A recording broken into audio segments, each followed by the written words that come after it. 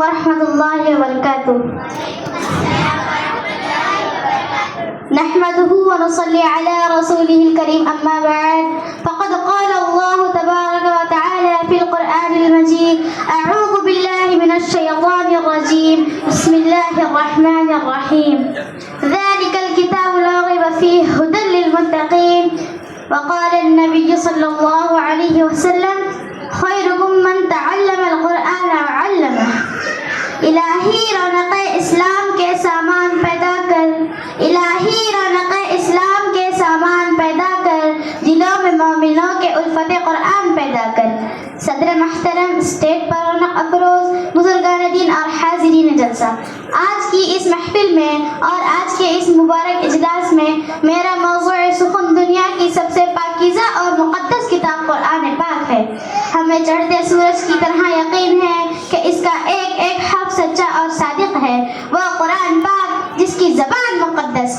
بیان مقدس اور جو فصاحت و بلاغت کے ٹھاٹے مارتا سمندر ہے اس کے متعلق ارشاد ربانی ہے قرآن وہ کتاب ہے جس کے صادق اور برحق ہونے میں کوئی شک و شبہ نہیں اور جس کے بارے میں محسن انسانیت حضور اقدس صلی اللہ علیہ وسلم نے ارشاد فرمایا تم میں سب سے بہتر شخص وہ ہے جو قرآن سیکھے اور سکھائے دعا کیجیے خداوند قدس ہم سب کو قرآن پاک کی دولت سے مالا مال فرمائے نوجوان دوستوں قرآن پاک رب الجلال کی طرف سے عطا کردہ وہ حسین تحفہ ہے جس نے 23 برس کی قلیل مدت میں پورے عالم میں وہ انقلاب برپا کر دیا کہ بڑے سے بڑے فصحا بلغا ادبا اور شعراء حیران و ششدر رہ گئے جس کی آیتوں کو سن کر پتھر دل موم ہو گئے دوستوں یہی وہ قرآن ہے جو رہتی دنیا تک کے انسانوں کے لیے سراپا ہدایت اور رحمت ہے یہی وہ قرآن ہے جس نے رسول کی رسالت کو اعزاز بخشا یہی وہ قرآن ہے جس نے پسمردہ قلوب کو تازگی بخشی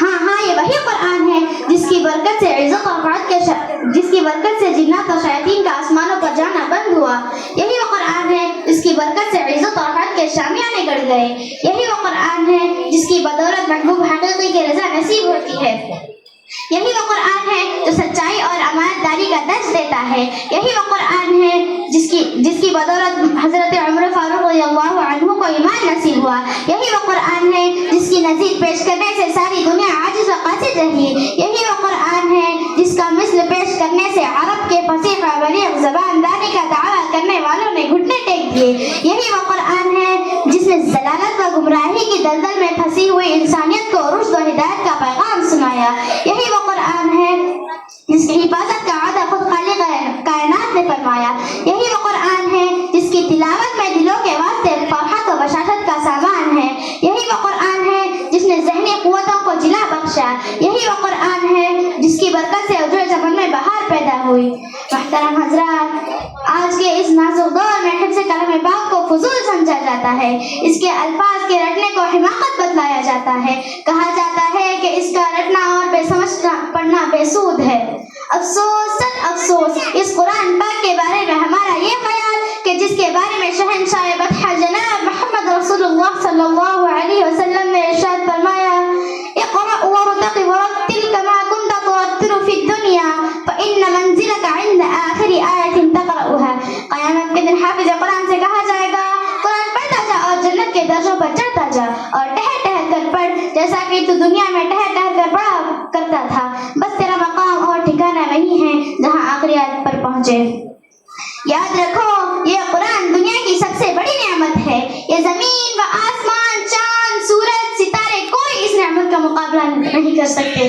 اور کیوں نہ ہو جبکہ اس کا اتارنے والا امین جس کے ذریعے اتارا گیا وہ بھی امین جس ذات پر نازل ہوا وہ بھی امین جس مقام پر نازل ہوا وہ بھی امین جس مہینے میں نازل ہوا وہ تمام مہینوں سے افضل اور جس رات میں نازل ہوا وہ 1000 مہینوں سے بہتر ہے اللہ کا یہ مقدس اور پاکیزہ کلام تمام کلاموں سے افضل اور برتر ہے حدیث پاک میں آتا ہے فضل کلام اللہ علی سائر الکلام کفضل اللہ علی خلقہ اللہ کے کلام کو سب کلاموں پر ایسی ہی فضیلت ہے کہ جیسی خود حق تعالی شانہ کو تمام مخلوق پر اللہ کا دلارا خدا کا پیارا نبی ارشاد فرماتا ہے کہ جس نے قرآن پڑھا اور اس پر عمل کیا اس کے والدین کو کل قیامت کے دن سورج سے بھی زیادہ روشن تاج پہنایا جائے گا غور کرنے کا مقام ہے کہ جب والدین کو اس گراں قدر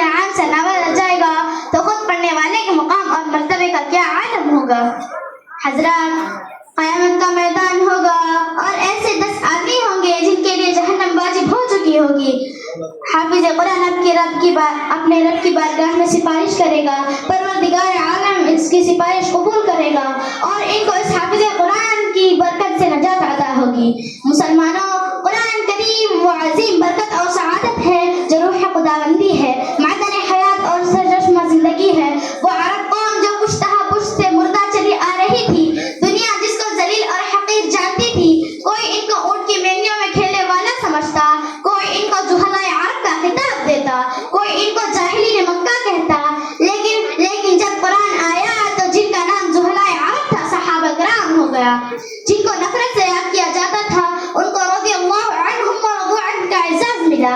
جس زمانے کا نام جاہلیت تھا اس کا نام خیر القرون ہو گیا. وہ مردہ قوم جو کروٹ نہیں لے سکتی تھی، طاقت و قوت سے ایسی لوث ہو گئی کہ قیصر و کسریٰ کا غرور خاک میں ملا دیا، بڑی بڑی سلطنت اور حکومتوں کا تختہ الٹ دیا.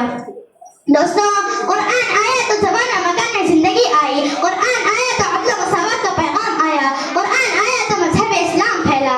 قرآن آیا تو مردہ قوم زندہ ہوئی. قرآن آیا تو قیصر و کسریٰ کا غرور خاک میں ملا. قرآن آیا تو باطل کے لہراتے جھنڈے ٹوٹ پڑے. قرآن آیا تو کفر اور شرک دم توڑ گیا. قرآن آیا تو ساری کائنات کو نور ملا. قرآن آیا تو انسانوں کے پجاری خدا کے پرستار بنے. قرآن آیا تو توحید ملی، ایمان ملا. قرآن آیا تو گلستان کو بہار حسن ملا. ہاں مجھے کہہ لینے دیجیے کہ قرآن آیا تو روشنی آئی. قرآن آیا تو تاریکی کافور ہوئی. قرآن آیا تو امن و امان اور سلامتی آئی. قرآن آیا تو احکام ملے، شریعت ملی. قرآن آیا تو توڑتی انسانیت کو حقوق ملے. قرآن آیا تو شرافت و عزت ملی. قرآن آیا تو ضلالت اور گمراہی کی وادیوں میں بھٹکتے ہوئے انسانوں کو درد و غم ملا. قرآن آیا تو دس کو سب کچھ ملا.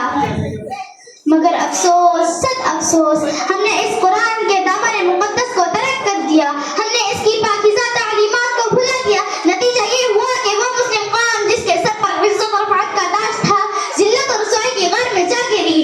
وہ قوم کامیابی جس کے آگے بڑھ کر استغفار کرتی تھی، ناکامی اس کا مقدر بن گئی. وہ مسلم قوم جس کی ایک آواز پر افریقہ کے جنگل میں رہنے والے خوفار درندوں نے میدان خالی کر دیا تھا، آج ایک چونٹی بھی اس کا حکم ماننے کو تیار نہیں. وہ قوم جس نے کبھی حکومت و سلطنت کا فریضہ انجام دیا تھا، آج غلامانہ زندگی بسر کر رہی ہے. وہ قوم جن پر کبھی تاریخی نازاں تھی، آج ماتم گناہ ہے.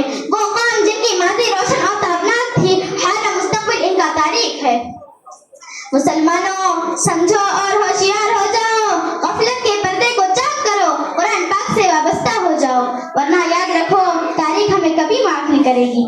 حاضرین جلسہ، صحابہ اکرام کے کتب بارے میں قرآن پاک کے علاوہ کوئی اور کتاب نہ تھی. اسی کو لے کر وہ آگے بڑھے اور کامیابی ان کے قدم چومتی چلی گئی. وہ قرآن ہی تھا جس کی برکت سے بدر کے میدان میں 313 نے مکے کی قسمت پلٹ دی.